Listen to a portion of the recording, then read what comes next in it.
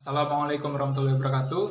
Perkenalkan, kami dari kelompok 8A yang beranggotakan Rizky Putra Perdana, Raffi Usodo, Indah Mutiara Sari, dan Rifdia Alfa Adrianata. Di sini kami akan menampilkan video mengenai anatomi dan fisiologi organ reproduksi ternak dalam praktikum acara 1 mata kuliah ilmu reproduksi ternak. Nah, sebelumnya, apa sih itu reproduksi?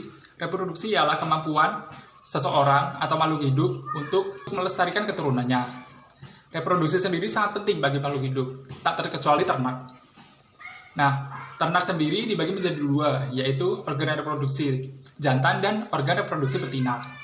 Organ reproduksi jantan terbagi menjadi tiga, yaitu testis, kelenjar aksesoris, serta alat kopularis. Sedangkan organ reproduksi betina terbagi menjadi ovarium, oviduk, uterus, cervix, vagina, dan vulva. Nah, secara garis besar, organ reproduksi jantan akan menghasilkan spermatozoa yang akan diposisikan ke dalam alat reproduksi betina. Sedangkan organ reproduksi betina sendiri berfungsi untuk pembuahan atau fertilisasi. Yang kedua, sebagai pembentukan sel telur. Dan yang ketiga, sebagai tempat pendeposisian sel sperma oleh penis.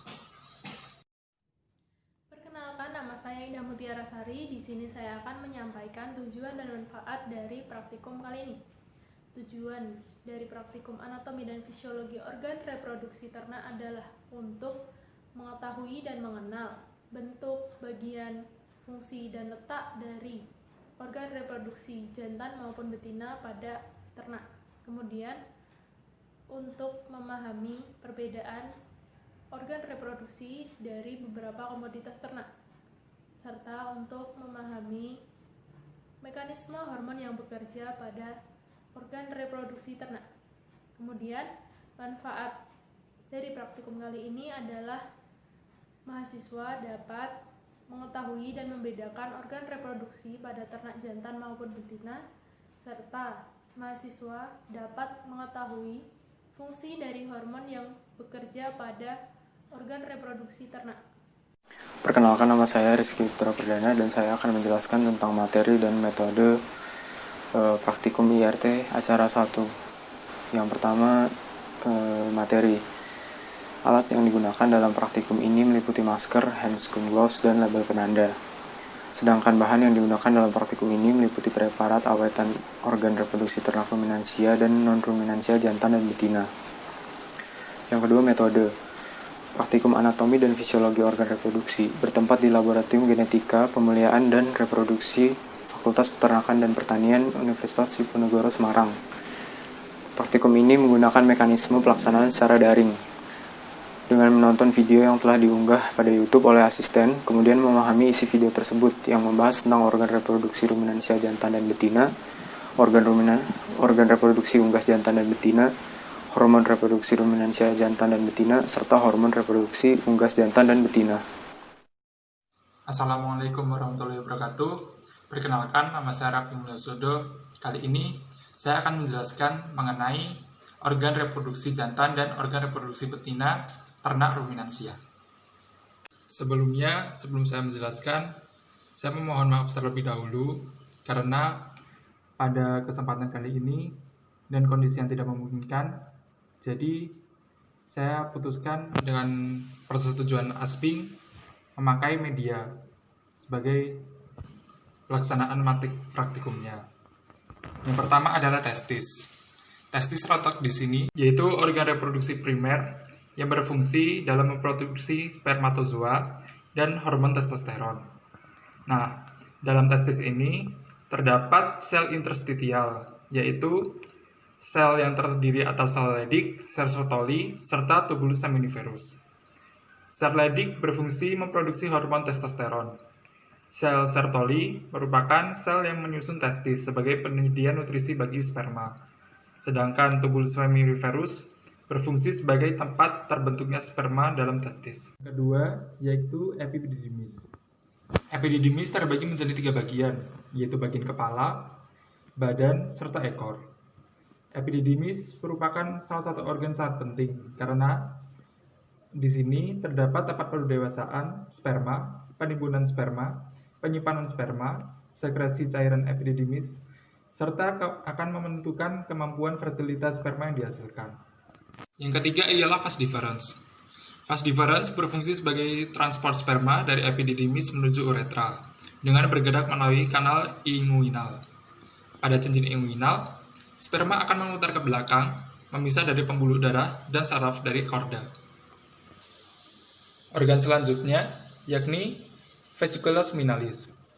Vesicula seminalis memiliki posisi di atas depan bladder dan uretra, yakni di sini. Nah, fungsinya sebagai penghasil cairan kaya fruktosa yang dijadikan sumber energi dan penambahan volume spermatozoa. Yang kelima ialah kelenjar prostat. Kelenjar prostat terletak di atas uretra di belakang vesicula seminalis, yakni di sekitar sini. Yang kelima ialah kelenjar prostat. Kelenjar prostat terletak di atas uretra di belakang vesicula seminalis, yakni di sekitar sini. Kelenjar prostat berfungsi sebagai pemberi bau khas semen serta menetralisir plasma semen. Yang keenam yakni kelenjar Cooper. Kelenjar Cooper berjumlah sepasang yang berfungsi sebagai penghasil cairan pembersih dan pelumas uretra sebelum terjadinya ejakulasi. Organ yang ketujuh yaitu uretra. Uretra merupakan saluran yang memanjang sepanjang penis, berperan sebagai saluran keluarnya urin dan sperma. Nah, dalam uretra ini terdapat otot retraktor penis yang merupakan sepasang otot yang menempel di bawah lipatan berbentuk S penis. Dia berfungsi untuk kontraksi dan relaksasi penis. Dan selanjutnya organ terakhir yaitu penis. Penis merupakan alat reproduksi jantan yang berfungsi sebagai transport sperma, alat kopulasi, dan tempat mendeposisikan sperma ke dalam alat reproduksi betina. Organ reproduksi ruminansia betina yang pertama yaitu ovarium. Ovarium terletak di sini.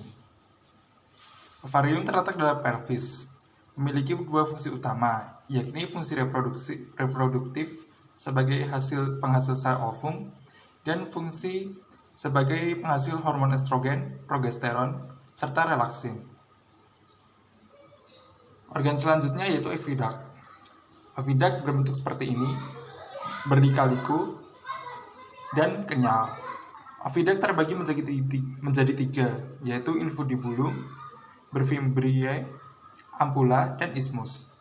Oviduct berfungsi sebagai tempat terjadinya fertilisasi serta pembelahan embrio. Organ reproduksi yang ketiga yakni uterus. Uterus merupakan saluran reproduksi betina penerima sel telur yang telah dibuahi. Nah, fungsi uterus yakni penghasil cairan uterus, pengangkut sperma dari uterus ke oviduct dengan kontraksi dan sebagai tempat tumbuh embrio muda. Organ yang keempat yakni serviks. Serviks merupakan alat reproduksi betina yang berbentuk tumpul tersusun atas otot sphincter, yakni otot yang berbentuk seperti cincin yang memisahkan rongga uterin dan vagina.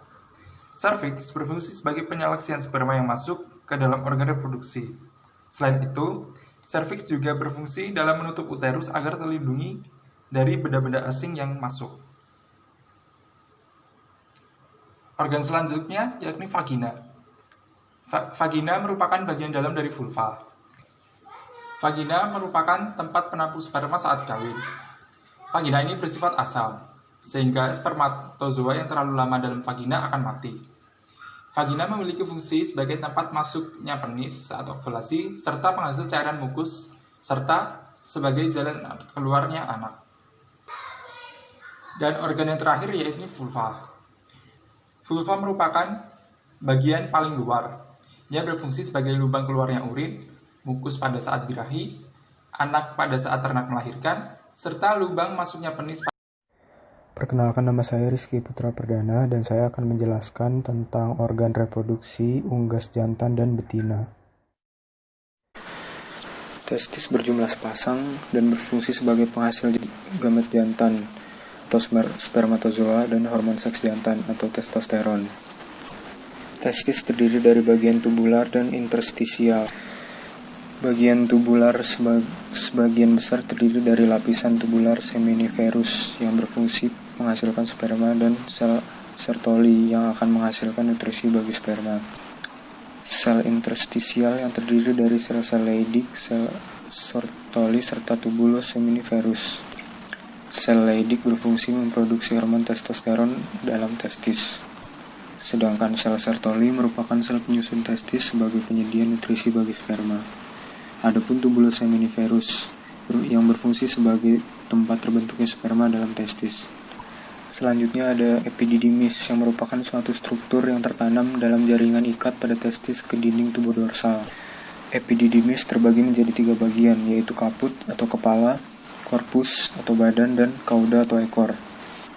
Kaput dan korpus berfungsi sebagai tempat pematangan awal dan akhir sperma, sedangkan cauda berfungsi sebagai tempat penyimpanan sperma yang matang. Selanjutnya ada vas deferens. Vas deferens terletak di setiap sisi perut. Vas deferens merupakan tabung yang sangat luas, berbelit-belit, membentang ke arah posterior, sepanjang garis tengah dan sejajar dengan ureter. Vas deferens mengalami pembesaran pada bagian posterior perut sampai ke daerah panggul, dan menjadi lurus sebelum membentuk kantung.